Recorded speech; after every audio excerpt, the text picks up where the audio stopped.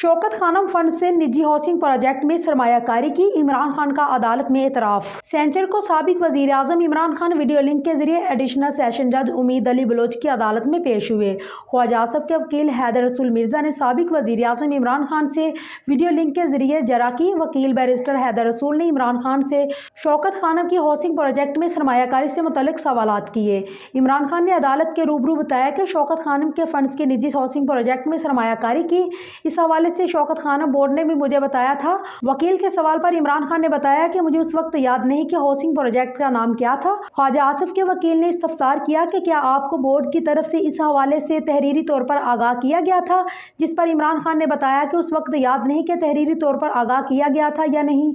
$3 million board member की जानिब से वापस जमा करवा दिए थे, जिस पर मामला खत्म हो गया। जिस पर वकील ने कहा कि जब $3 मिलियन की सरमायाकारी की गई, उस वक्त डॉलर्स का रेट 60 रुपये था, जब वापस आए तो 120 रुपये था। इमरान खान के वकील की जानिब से समाअत मुलतवी करने की इस्तदा पर ख्वाजा आसिफ के वकील ने कहा कि समाअत मुलतवी कर दें, आप आइंदा समाअत पर सिर्फ 2 घंटे दें और जरा मुकम्मल कर दें।